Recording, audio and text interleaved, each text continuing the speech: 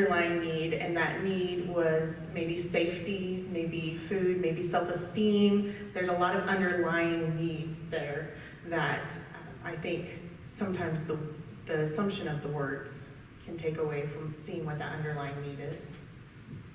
I think on the other spectrum of that, I had no indication with my son, and I remember that evening waiting for his friends to come just to, so I could just say, why didn't you guys tell me? Why didn't you? And I have yet to find anyone that had any indication that my son was going to do what he did. And so I think it just, like you said, there is no stereotype, there is no certain way, and so I don't think a person's trying to do that to get attention, and sometimes you have no idea. Yeah, I completely agree. I think we often think that there's always a warning sign, and sometimes there really is no warning sign. When people take actions to hurt themselves, I think sometimes we get in the mindset that that's maybe for attention, and I think Amber really hit it right there when she said that there's really a reason for that. I think when we hear the term doing it for attention, we think of that as being sort of superficial, but usually it's something deeper that's driving that desire for attention. It's really more of a cry for help. So I think when somebody's making a gesture, even if their intent is not to die, but they're doing something that's causing any kind of harm, we have to take that very seriously. Because often people who attempt suicide or complete suicide have these sort of gestures that people maybe ignored early on or didn't realize the risk of that. I know working in the schools every morning, especially here in Iola and then Marmonton Valley, I'm there first thing in the morning. I get there 7 o'clock in the morning. I am greeting kids from that time until the bell rings for their first hour, and then I go into teaching. And I'm always looking for different things, just in the way the kids respond to me.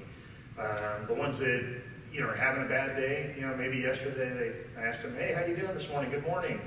And they go, eh. Next day it's, and I'm like, okay. Or I've got them where they do not talk to me at all, and I can see that they are having a bad day. Could have been something that happened at home that night. It could have been something with a friend. It could have been anything. They really don't want to talk to anybody. They're just trying to get through there as fast as they can. And sometimes I'll either stop them or I'll have another teacher or administrator stop them and figure out, okay, what's going on with this person. And if I'm not the right person for them to talk to, I do know a lot of people right there in the school that, between counselors or, staff to get them to right away and, stay there with them until they're done. I'll skip a class just to be able to make sure that everything is okay. And sometimes we find out there is something going on at home. There's something going on with that student. We try to help them out the best we can. Thank you. The next question is kind of a good segue from what Brian just said. If you feel suicidal, what can you do besides call the hotline? What other actions, what steps could they take? Well, I think there's always a number of steps, but my first hope is that they're going to reach out and actually tell somebody. I think a lot of times when people are feeling suicidal, they tend to hide that. Maybe they're embarrassed about it. Maybe they feel very isolated and alone. I think the first thing they have to do is tell somebody. And I don't think it really matters that much who. They may tell a therapist like myself. They may tell the resource officer. They may tell mom, dad, a teacher, or a friend. It really doesn't matter, because I think if we're going to prevent suicide, we all have to be seen as a point of contact, because it has to be somebody that they feel they can talk to. And that doesn't mean that person they first reach out to is going to be the final answer, the final help, but I think we all have to be prepared to be that first point of contact. So anybody who's having those thoughts, I just encourage them to reach out to somebody and to be open and honest about how you're feeling. Thank you. The next question is, knowing that many people suffer from impulsiveness, is suicide related to impulsiveness? It is, in the sense that suicide, the research all suggests that it's an impulsive act. And the research on that is really done with survivors. And virtually everybody who attempts suicide, in that final second before they take whatever act, they have that moment of regret and it's too late. Research from survivors suggests that that's true for like 97 to 99% of people who make an attempt. So it is sort of that impulsive act, and that's one of the things with suicide prevention, that we know the more time we can buy, for a person, the less likely they are to carry through. So it is an impulsive act. In terms of impulse control disorders, like mental health disorders related to that, there is some evidence that those are related to higher risk of suicide if you're already impulsive. So it is an impulsive act for most people. I think that was one thing that maybe I found a little, helped me a little bit, was knowing that one thing, it is impulsive, and you do get to a certain point, you can't turn back without someone else intervening. And also that it's, you know, you truly think in that state that you are doing what's best for everybody. And so that kind of helped me in one way, knowing that unless I had physically been there or someone had physically been there, there was no way to truly turn my son back at that point. And so it is an impulse that a person gets to a point where they can't turn back without intervention. Is there anyone in the audience that has a question? So Matt doesn't hog everything? No, I'm kidding. Okay. Yes, Connie?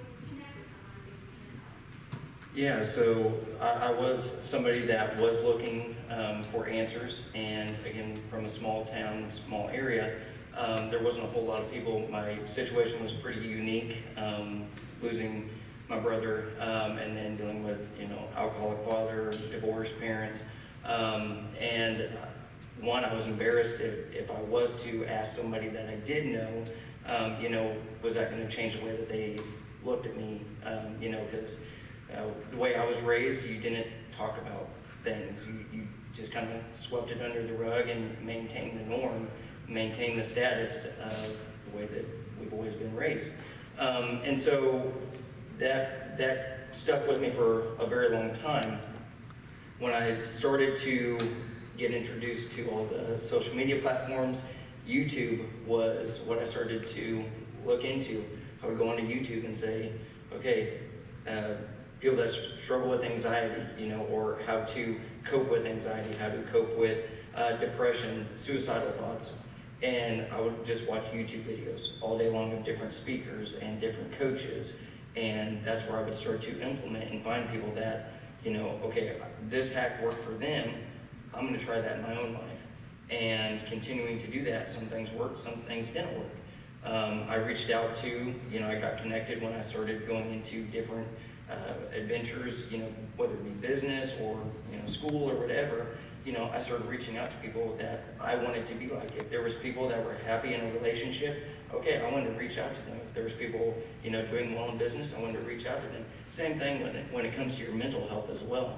I mean, if there's something that you're struggling with and you know somebody that has overcome a loss of a family member, a loss of somebody, obviously there's people here that have lost, others to suicide. If you can find somebody like that is in the same position that you're in now, a fellow parent or a grandparent or somebody, that's huge, that because they know exactly what you're going through. You're on the same level as them.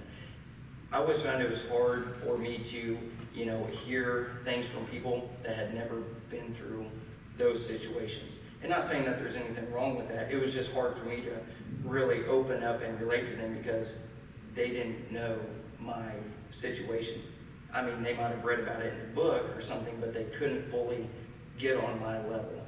And I think that's where it was really important to find people that had actually walked in my shoes and been in those situations. And that's where it was, where I had to reach out outside of the norm area. And to answer your second part, I do coach people. I'm not a certified therapist. I'm not a certified counselor, but I am somebody that has walked through that path. And I have found things that have worked and that have not worked. And I'd be more than happy to share those with anybody that is looking for answers. Whether you listen to them or not, whether they work for you or not, it's still an option. It's still an outlet for you to openly start talking. You're trying to make a difference at that point. I mean, you want to change your life, you're looking for answers. I hope that I can be either that avenue or the bridge to somebody else that can get you those answers. So. I know being in law enforcement, one thing that helped me out a lot when I was with the Iowa Police Department, I went through the CIT training, which is the Crisis Intervention Training team. And it opens your eyes up to, I mean, we went and talked to some of the people that we went to Larned. We're in that mental health part of the jail there. And for us, we had a panel of the criminals that were there that, you know, were they bad people? They just made a bad decision, or they, you know, had something that just wasn't clicking right that affected the way they were doing things.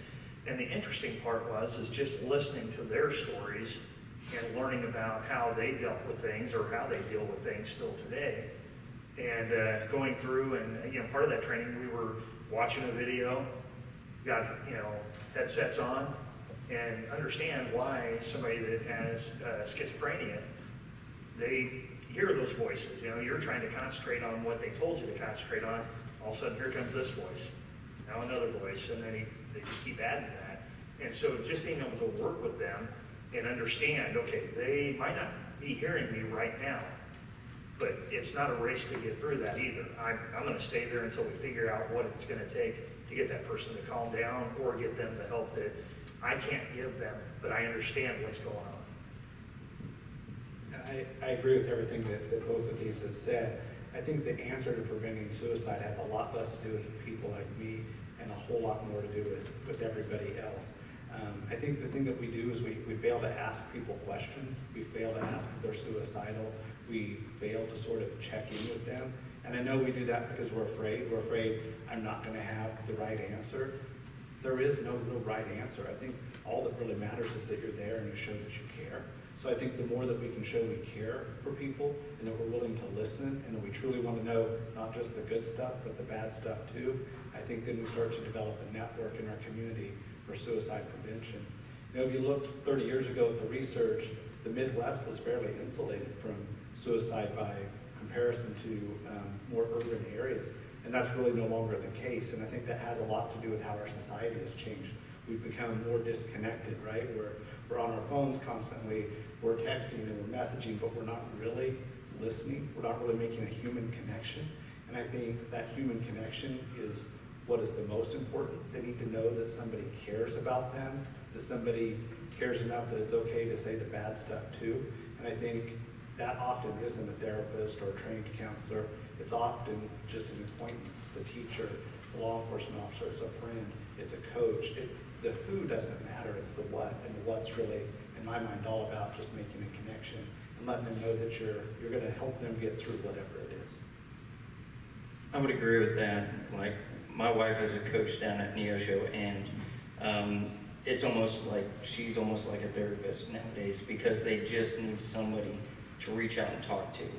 And, you know, they're not looking for, you know, do X, Y, Z. They're just wanting to really communicate and get their feelings. Because a lot of them, they don't know how to express themselves. They don't know what emotions they're feeling. They're just feeling something that's off. And so just having somebody, whether you are certified, or, you know, therapist or counselor, or you're just a parent, or you're just a coach, you can still be that support for somebody else that's just looking to communicate sometimes. And, you know, just being that avenue for somebody is so important right now because people are looking for that connection. Thank you. Are there any other questions from the audience?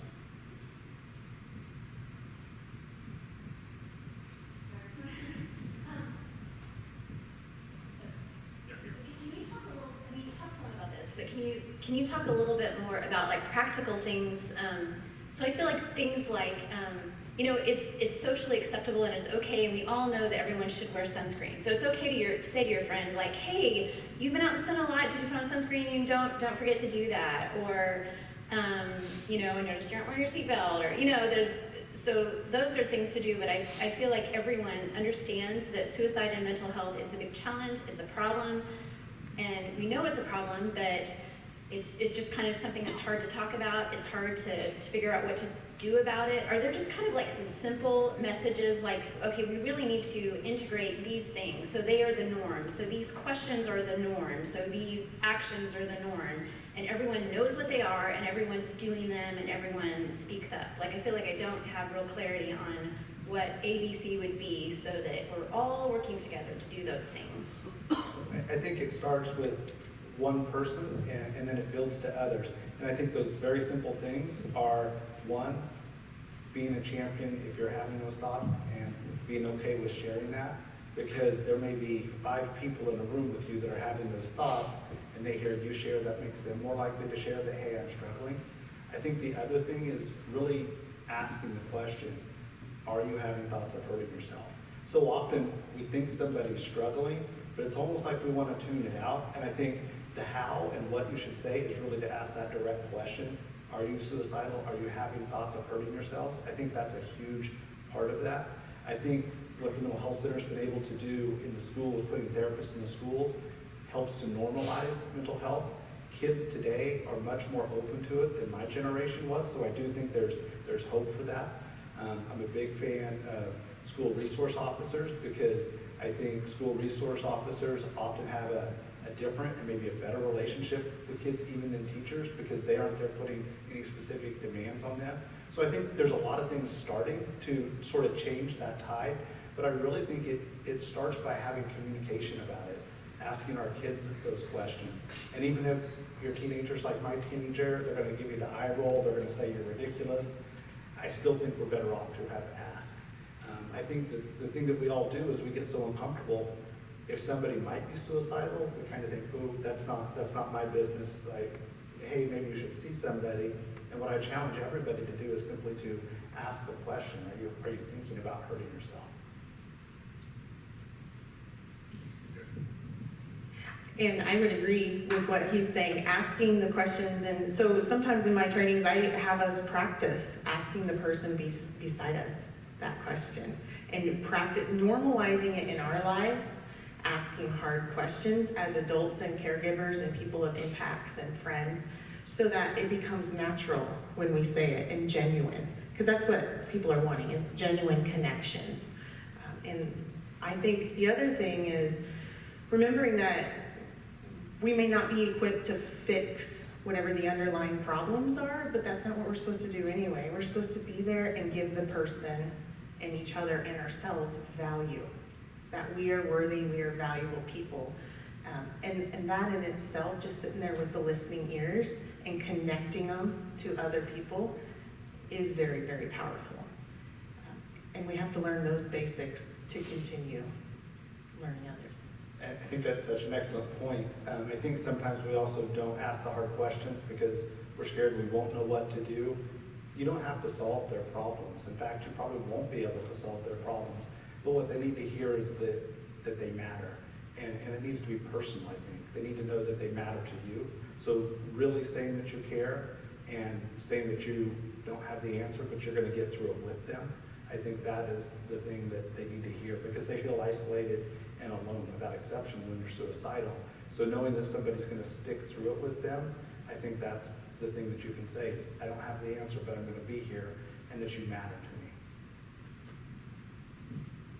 me. You know, with being in law enforcement, I know I can go in there dressed basically like I am today. I don't do that. I actually go in with the full uniform on that the rest of my team wears. And the reason why is if somebody is struggling, I want them to feel comfortable. Oh, there's the uniform. Not necessarily me, but somebody else that can help them out, and they feel safe to go over there. I know I've had one student, this year I actually found out that she was talking about dropping out of school before school even started. Was in the counselor's office, and I said, have you heard anything? No, put her in my class first hour. And that's my law enforcement class. The reason I wanted her in there is because she's had a lot of bad experience with law enforcement. Now she'll come up and talk to me. Even with being in that class, she dropped me after day 2. And she came in and apologized. She goes, "I'm sorry, I still have that fear of being around law enforcement." I said, "But we don't have that problem." She goes, "I know." And I said, "And that's the best place for you to be is in here so you can learn why we do what we do and why we're there. You know, we're not there just to, mess with people and hurt people or anything like that. We're there to help you first." And I said, "You got to understand that. It's not always a pretty situation that we're going to your house." And, that first time I met her, "You're not going to like me." "I don't even know you. Why am I not going to like you?" "Well, because of my last name." "I have no idea. I don't know who you are." I mean, this year I've got over 600 kids that I'll have in my classroom. There's no way I'm going to learn everybody's names, but kids will come up and talk to me, and it's been a lot of fun. I mean, it's great that they're coming in, and I've had some of the other officers go, "Wow, that is cool the way they interact with you." And I said, "Well, that's what I'm trying to get them to do with all of us, because I want to, have that experience for all of us." I think on the other spectrum on that, if you just think how many times we go to Walmart or the grocery store and, "Hey, how you doing?" "Good, how are you?" I mean, that is just automatic. And how many times I'm like, "No, I'm having an absolute crappy day." And I say to people, it's not so much, "Hey, how you doing?" It's the one that's being asked that to have the guts to say, "You know what, I'm not having a good day. This is not my day." And we all think that nobody wants to hear that or whatever, but I just think how many times it's just the norm. And so like what Connie was trying to refer to, how can we change that question around to where someone feels comfortable saying, "You know what, thank you for asking, I am not having a good day." That takes more guts than saying, "How you doing?" And I mean, I respond before the person even, "Great, how are you doing?" "I'm not doing great," but to have the guts to say, "I'm not doing great," And I think that's another good point. We say that all the time, "How are you doing?" But often, like she said, we're answering before they even finish the question, right? Because it's a rhetorical question, not really meant to have a real response. I think we can also change how we say that question and really try to invite a true response. Because if you say it really quickly, "How you doing?" They know, I just want to fine. I don't really want an answer. But if you pause and you say, "How are you doing? Are you okay?" Get a whole different response from people. So we have to mean it when we ask the question too. And I think another part to that is also letting other people know, "Hey, I'm human. I'm just like you. I wear this uniform. My family knows me as, husband or dad. My family also knows me as Marine, law enforcement, all these other things that I am to them. And I try to, let the kids know, "Hey, yes, I am a law enforcement officer, but I'm also human. Just because I wear this uniform doesn't make me unapproachable. So I need to find out, what's going on with you," and that's where that human part comes out. If I can do it that way, because everybody is going to have different reactions to everything that happens to them. And it's just trying to get them through that and actually, not let that bring you down, but, how do you recover from that? And I think for me, I think of saying to other people that it's okay to not be okay, and normalizing that sometimes I'm not okay. I wake up with a headache, or it's a rough day, or something, or I mess something up. That it's okay to not always be happy or bubbly or feel the best or do the best, and normalizing that, and then building that healthy communication. Because a lot of times we get lost in assumptions. I talk about this in mine of assuming, because I was a foster kid, it was this way, or I assumed that people assumed that I was assuming. There's a lot of assuming in the world. And we get lost as our biggest, our biggest culprits and our biggest critics, and that becomes very, very difficult. And so just healthy communication when we can ask and say, "What did you think of that?" Or "Give me some feedback," or "Clarify what you said," or "I'm not okay today," and that's okay. I just need you to stand there and smile at me, and that's enough. Communicating it. I know for me, one of the, this time of year is one of my favorite times of the year, but there's one day that I do not want to work, I don't want to deal with people, anything. And so when I was 11, my birthday's in December, Mom passed away the day after Christmas. Christmas Day is great. Day after that, I don't want to work, I don't want to do anything. I want to be away from people. You know, it's something that, you know, maybe there's something, time of year, you just got to find out what it is. My family knows that day, I hate it. But I'll go out, if I have to work, I'll go work. If I have to, you know, deal with people, I'm going to deal with them, you know, in the best way I can without, you know, letting that affect, you know, the way I act. And the thing about it is, I do share that with the kids that I work with. I mean, I tell them right from the get-go, very first day, let them know, you guys are family. And they kind of look at me, no, we're not, we're all different. But they spend more time with each other in school than they do with their family at home during the waking hours. And so whenever a kid is actually having a hard time, hey, maybe you can't fix it, come find me.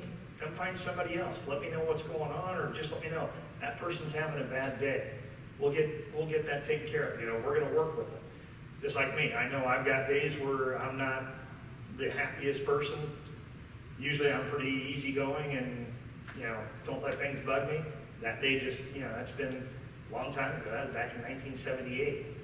And so, you know, it's one of those things I just deal with, and, you know, it makes it tough. And there's other kids that are dealing with things similar to that. And so it's easy to go talk to them and, you know, just work through it. And I think that if you're looking for, you know, a 1, 2, 3, 4 step, this is what we need to do to turn things around. I think one of the things for me is just start with you in your immediate circle. You have to be the change that you wish to see. So I do sit up here and I'm not somebody that has been through formal training or anything. I'm just somebody that saw a problem and I wanted to be that change because, you know, I had been through it. I knew that others were struggling through it. And so it's amazing to see how a small ripple can start to, you know, build into a giant wave. So I think it starts with you. It starts with communicating that with your family that you want to see. And maybe it's your community, maybe it's, you know, your workplace, and then just continuing to expand out from there. But I think to have just, you know, a 3-step process, everybody's different. I mean, if I would have known my brother was going to do that, I mean, yeah, I would have did that 3-step process that was going to change it, but it didn't happen. And so, actually, I was at a job a couple weeks ago, and I heard a story of somebody committing suicide. Man, happily married in his 50s. They were at a party at the cabin at the lake at the Ozarks, and after about 3 hours, he just got up from his chair, walked across the driveway to his cabin, and committed suicide right there in front of, you know, his friends and family. And 3 hours, there was no signs. There was nothing that was going to say, you know, he was about ready to walk across the driveway and do that. And it happens. But I think to get that to where we can say, okay, yeah, you know, this is a 3-step process to make sure that that never happens. I think it has to start with you and, you know, your immediate circle. Start with your family, start with your community, start with your workplace, start with your school, you know, and then just continue to grow it out from there. Because one person's not going to completely eradicate it, but, you know, if we all just continue to work together, I think that's at least a good start. So.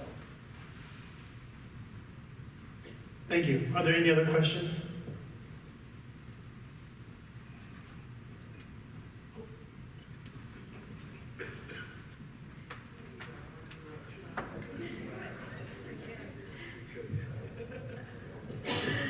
I just wanted to share, because I work with a lot of high school students, and when we were talking about the generic, how are you doing, how are you, and then we do the, oh, I'm great, when we're not, or we get sassy and say, you want the short answer, and then we say, good. With my students, because sometimes how do you break into that, and you say ask, but when you have virtual students from all over the state and you don't have a relationship built with them. And one of the things that I use, and rather than how are you today or how you doing, or pulled them in for discipline for whatever reason, is I'll say, how's your heart today? And they'll go, huh? And I say, no, how's your heart today? And we laugh, and I say, I want to know how you're doing inside. And then it just seems to come out. And then that breaks the door open to the next time where I'm calling them on the phone or whatever and saying, hey, I see you got a lot done this week, or you didn't get a lot done. And then I can say, how's your heart today? And they'll say, I know, and then they'll let it out. But it's just another way to ask, and it seems genuine and authentic, and I do care, and I do want to know about this, not just how you doing, Thank you for saying that, because that's why we're all here, is to get one tool or a takeaway that's going to help do something. And we're all here to learn, and we're all here to figure out a way to go that next step. Thank you. And I think that goes back to the relationship, wanting to build some sort of relationship. You're not, coming off as, here's your answer, but, here's just a different take on the same question. Here's a different perspective. But you're building that relationship. They might not come out and say the answer, the very first day, but again, 2 or 3 times saying that, you're beginning to slowly open that door for a possible conversation. And if they are struggling down the road, you are that resource for them to come to, because they do feel comfortable with you. I've had several people that, they reach out to me because they see my post on social media or something like that, and, rather than them go ask their parent, or even if they do have a therapist, maybe it's something that they relate to me, and I've never, personally spoke to this person, but they like my message, they like my stories, my experiences, and they can relate to that. So I think relationships and communication is such a lost art anymore, because everybody wants to text, everybody wants to just send pictures or hit the likes on Facebook or Instagram. Well, that communication and that relationship still needs to be there. That human connection is everything. And I think that, again, it starts with, the way that you act yourself and the way that you can relate that to the immediate circle that you're around. Any other questions?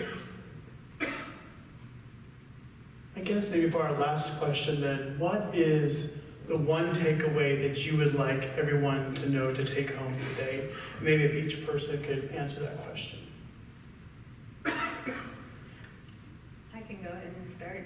I guess I learned it the very first year we did this, and that was, it's okay not to be okay, because I was always just pushing forward, and trying to be, the strong one, the whatever, put the wall up, and it's okay not to be okay, and it's okay to have bad days.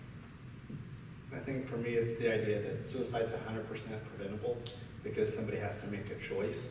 And I think the only way that we can truly prevent it is if we realize we're all part of the solution. I could hire 1 million therapists and not have enough, right? It's going to take each of us, and it really is about building that relationship, like I think everybody here has touched on. Because I think the more people feel cared about, and the more that they realize I have people in my life that really care about me even when things are bad, I think that's really the answer. So I want everybody here to kind of, when they leave here, think of themselves as part of that solution, and challenge yourself to do something different, to check in a different way. We had a great example of that just a minute ago.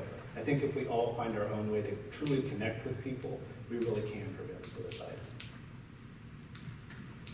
Mine is saying that life is tough, but so are we, and taking that belief that so are you, and that we're gonna have challenges, no matter our age, our life experiences, but that we are stronger and we have skills and people and connections to persevere through that. Something you said earlier made me think of giving ourselves the grace, too, of making mistakes when we are reaching somebody or attempting to reach somebody. Role modeling that grace of, I don't know if I'm saying this right, but I just want you to know I'm thinking of you today. Or, I'm not sure if you even like computers, but what video game you've been playing, or what game you play.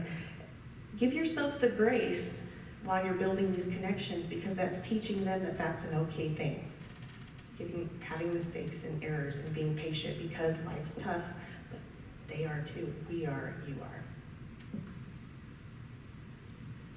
I know for me, with the grades that I teach, 4th through 9th grade, the very first class that I have with the 4th and 5th graders, self-esteem, self-image. You know, building them up, letting them know, hey, you've got somebody sitting right here in this room. Maybe you're not good at this, but they are. You're not friends, you know, you are family. I know you guys are gonna argue about that, but reach out to that family member. Have them help you, because maybe you're good at something that they're not. You're able to return and do the same thing. One of the last classes I teach the 9th graders is actually relationship building. I don't know how to do that. I mean, you know, they're learning things from home that, you know, could be what they know is the norm for them.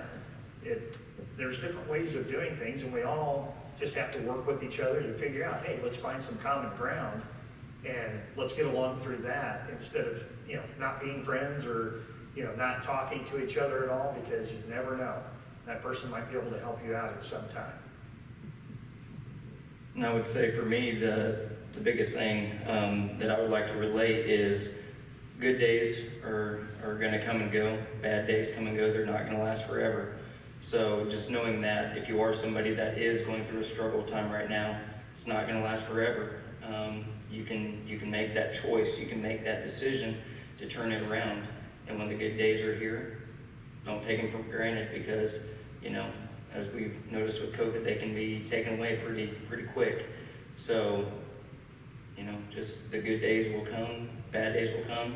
That's part of life, and you can get through it. So. All right, we want to thank our panelists today. Thank you so much. We want to thank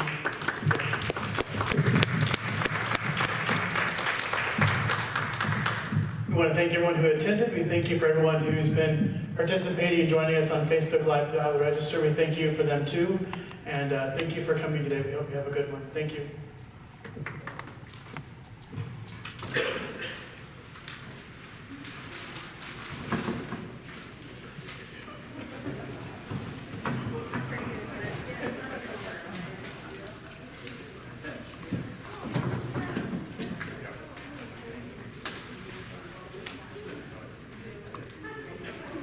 Does he?